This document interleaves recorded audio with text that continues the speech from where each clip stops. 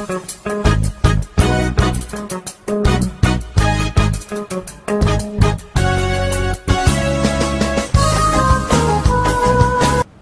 chers amis internautes, bienvenue sur MMTV pour nos rubriques le MMM au Parlement.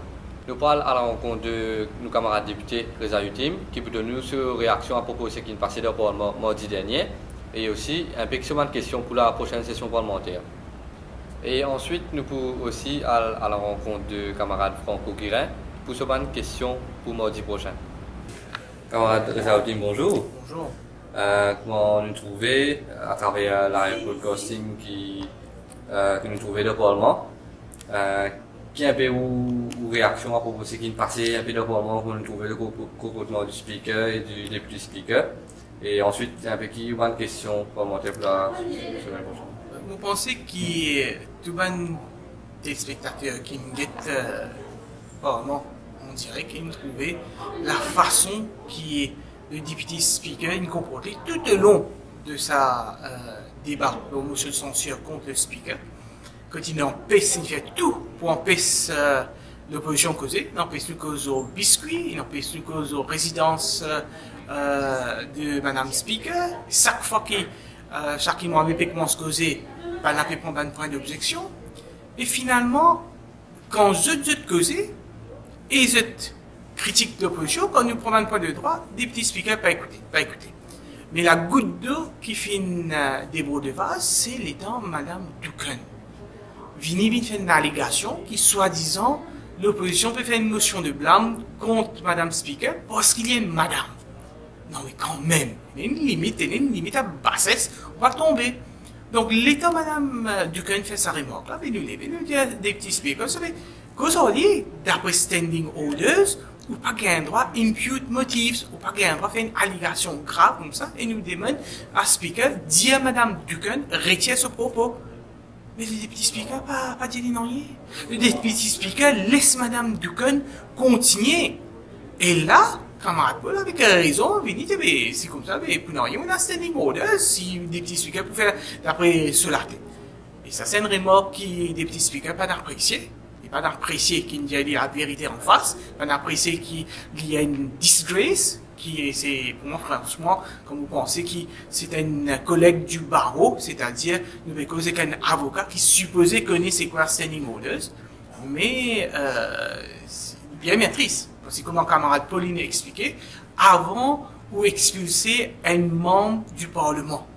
C'était une décision drastique, ça, premier, ou donner un warning, premier, où c'est qui est un coup, si capable de retirer ce ban de propos, mais pas un seul coup pour aller, parce que vous n'avez plus envie de trouver M. Béranger dans le Parlement, vous n'avez plus envie de trouver Balamoudi, Bagwan, du team de Parlement, vous venez, vous dites comme ça, allez, I order you out. Donc pour moi, c'est très grave ce qui est arrivé. Et bien sûr, donc, quand tout ça peut arriver, le gouvernement est content même. Est content quand l'opposition peut aller parce qu'il les lit ou pas les lit, chaque fois qu'il l'opposition vient sur la bourse, on a du mal.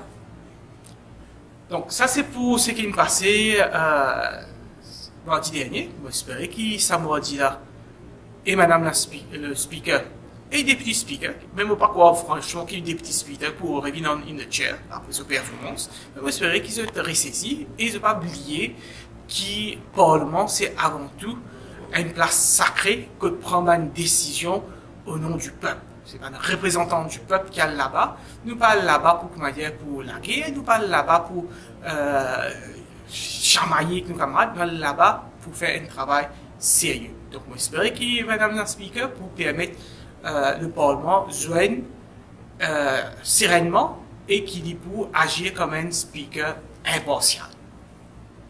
Mardi, donc, moi, il y a 4 questions. Mon première question est adressée au Premier ministre.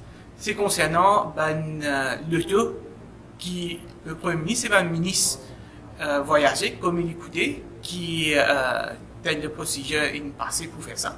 C'était une question que je me suis déjà posée l'année dernière, mais qui, Pravin Jagannath, comme ministre des Finances, l'année dernière, pas y répondre, et Zarmi n'a pas aucune information dessus. La deuxième question est adressée au député Prime Minister concernant la privatisation de CWA. On a envie de connaître qui exactement World Bank et la Banque mondiale décide pour faire, ils recommander. Et aussi qui se l'impact pour le prix des lots, etc. Mon troisième question est adressée à le ministre des Petites et Moyennes Entreprises. On lui connaît. Si nous avons un petit entrepreneur, il y a une casse qui promet pour rappel des milliards de roupies. Donc, on lui connaît comme une casse escalière déboursée à sa petite et moyenne entreprise. Et ma dernière question, est pour adresser au ministre des secteurs financiers. Comme on revient à la charge, investment banking license, combien il donne, dans quelles conditions il donne ça, qui fait il donne ça, et s'il respecte toute la procédure, parce que moi je connais, il y a Alvaro Sobrino qui a un investment banking license, mais il y a aussi un autre groupe qui tout ici, il y a une question, grande question d'interrogation, autour de l'octroi de sa investment banking license à sa deuxième opérateur. Donc, pour la séance de mardi, on a 4 questions à l'ordre du jour, et les 4 adressées au ministre des Sports.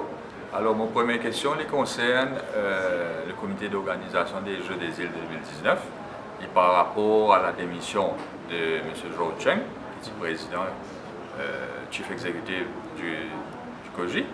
Alors, il finit de démissionner, je demande au ministre donne-nous les raisons de cette démission et dis à nous si il remplace lui, et si oui, par qui. Deuxième question, il concerne aussi les Jeux des Îles 2019, il concerne l'infrastructure, un site de compétition. Je demande au ministre, dis à nous si il y a un survey, un relevé qu'il fait par rapport à l'infrastructure, pour faire des travaux de rénovation. Qui côté, qui se va scope of works, quand on peut commencer, quand on peut finir, etc. Qui ça va l'infrastructure là été. Troisième question, il concerne la natation. On peut demander au ministre de l'information avec le Motion Sport Council qui gère une piscine et dire à nous qui est un club qui peut servir une piscine, qui a une condition attachée à ça, qui a une fees qui sont payés, entre autres. Alors, ma dernière question, il concerne le football, le club M, et ça, pour toute la population est intéressée par ça. Et je peux demander au ministre de l'information avec la MFA et dire à nous, donne-nous depuis janvier 2015 à ce jour, tout un résultat du club M, toutes compétitions confondues, qui fait une bonne coach du club M durant toute sa période là, pour les différents matchs qui finissent là. Et qui a une action qui finit prendre, et là, le plus important encore, récemment, nous tout comme une mauvaise performance du club M contre les Comores. Le club M n'a pas fini qualifié pour jouer les préliminaires de Cannes 2019. Et il y a nous qui a une action qui peut prendre par rapport à ce mauvais résultat là, en ce qui concerne le club M. Et ça m'a pas dit, il va intéresser toute la population et surtout les amateurs de football en particulier. Voilà un petit peu mon 4 questions pour la séance de mardi prochaine. Camarade Radis Bagwan pour réclamer un détail à Premier ministre et ministre des Finances à propos National Investment Trust. Il peut aussi interroger le ministre des collectivités locales à propos Fire and Rescue Services.